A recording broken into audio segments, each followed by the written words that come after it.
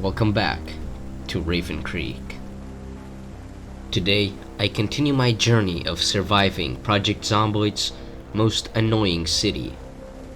Tight streets and tall buildings make for the perfect place for Zomboids to hide. My goal for today was simple. I was going to check out the perimeter. After all, I couldn't survive on just one apartment forever. Sooner or later, I would have to venture out.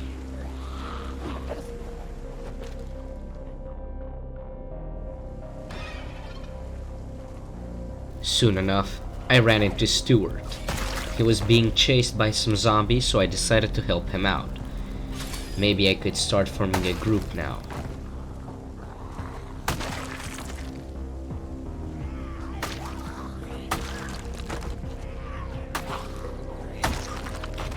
However, while I was fighting, Stuart ran off somewhere and I couldn't find him. So I kept pushing towards the nearby stores.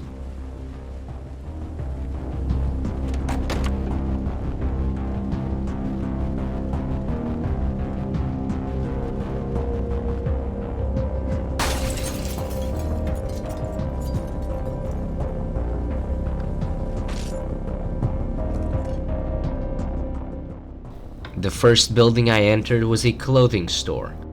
I wasn't exactly interested in the clothes as my character had better gear on, but if I had a team of survivors, I could go here to equip them with some clothes.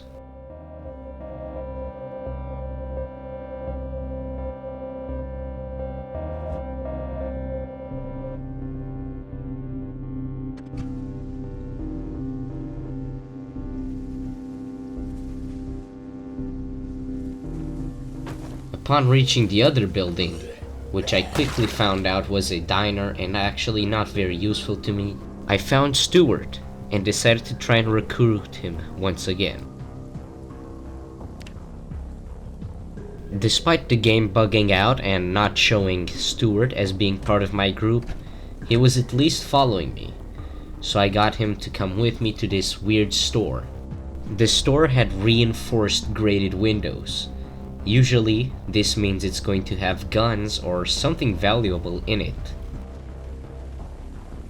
Nearby, there was also this insane-looking armored vehicle. It wasn't in working condition, but there was a key inside. This would definitely be my go-to vehicle if I figured out how to replace some of the parts and fix it.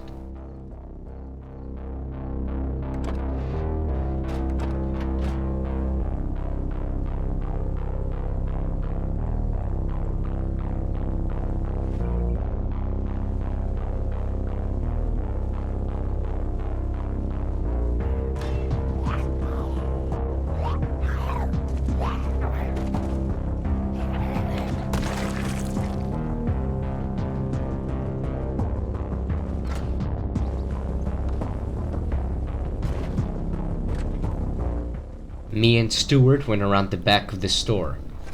Turns out, all this security was for cameras, which meant that this store was completely useless to me.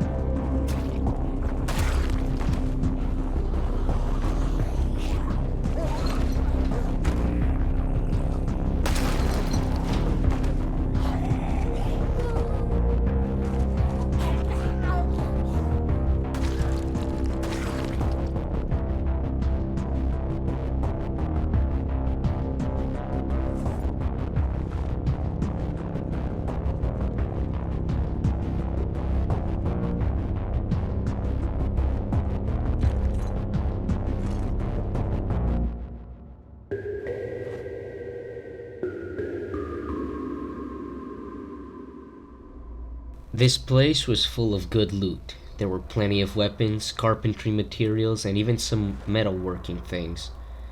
I wasn't gonna be able to take everything, but it was a good find regardless.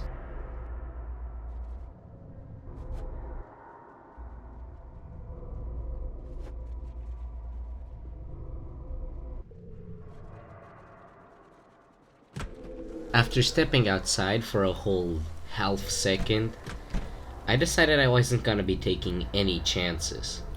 So I took Stuart, made sure he would stay in here with me, and we waited out the fog.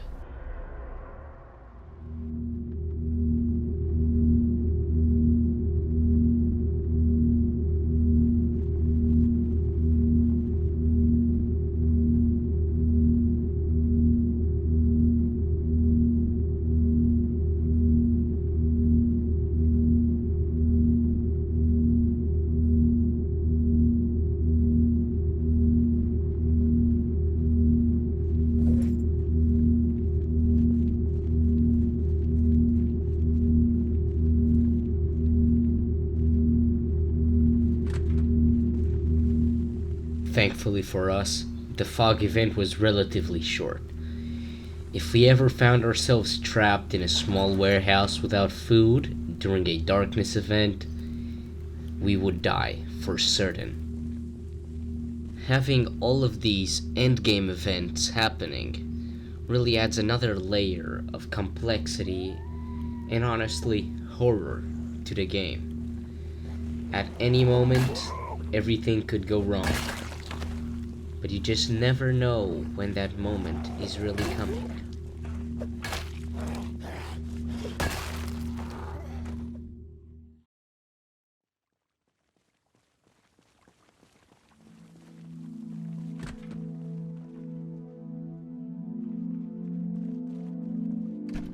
After that little fog scare, Stuart and I made our way down the street.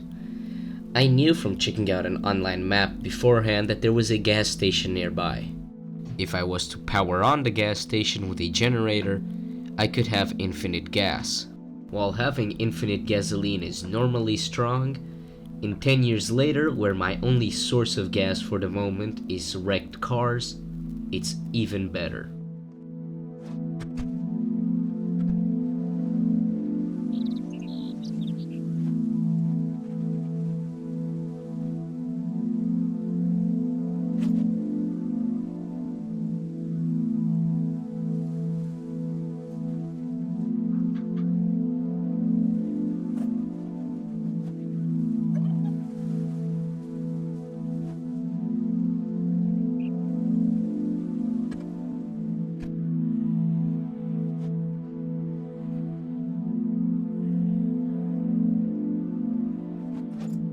However, I quickly discovered there was an event in the gas station.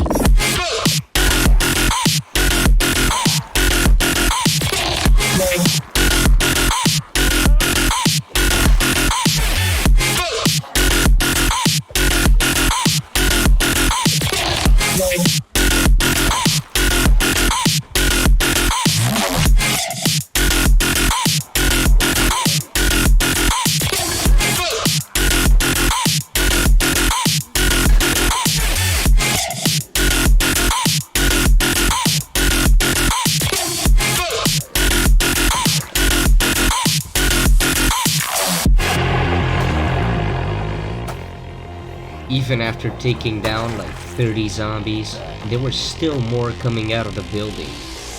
And the fact that Stuart was a big fan of running away wasn't helping me out.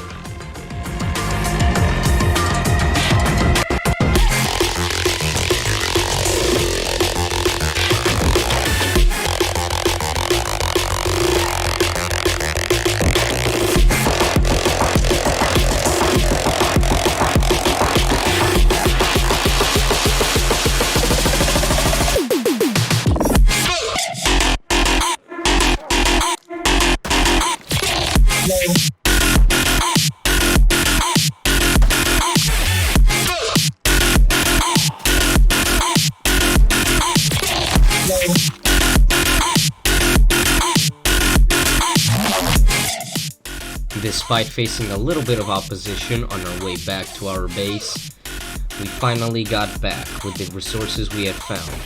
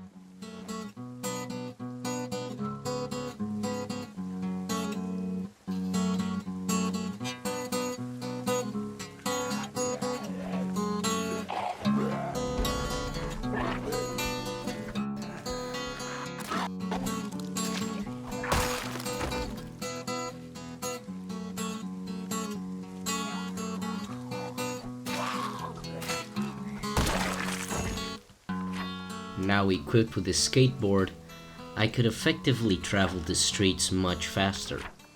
I decided that the best idea would be to look around. Maybe I would find a good store, or even better, I would find more survivors to add to my group.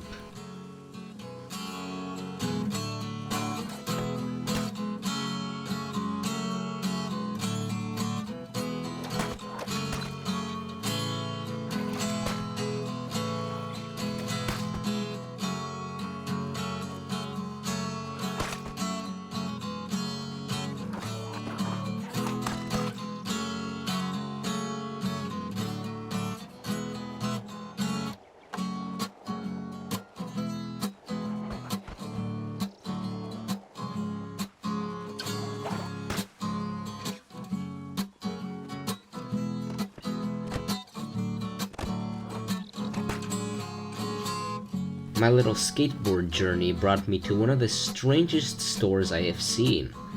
For some reason, just about every shelf had knives in it. Knives, axes, machetes. Needless to say, I wouldn't have any problem arming the survivors in my group from now on.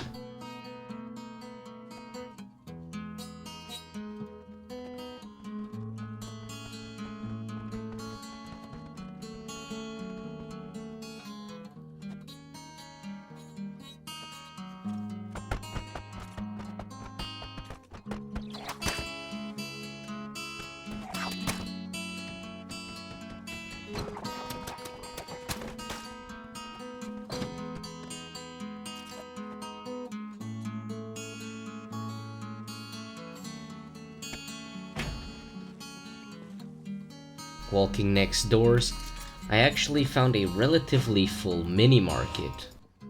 Apparently, I didn't set my food spawns low enough.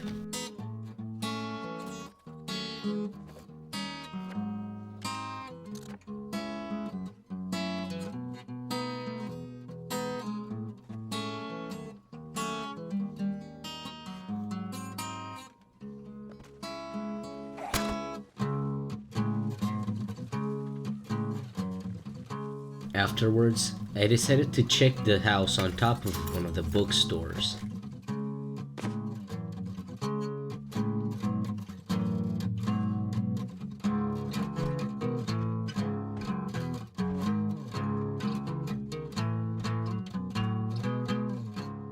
Inside, I found a Whitworth rifle.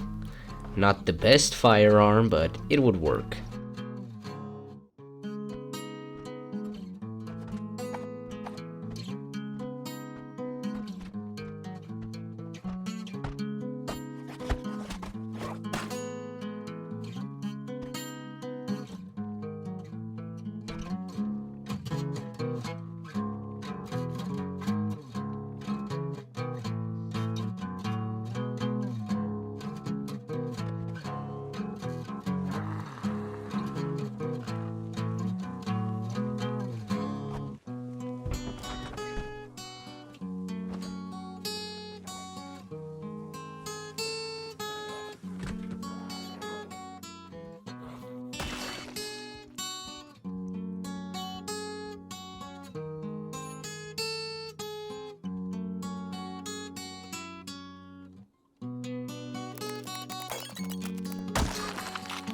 After dealing with the immediate threat named Robert, I decided to go back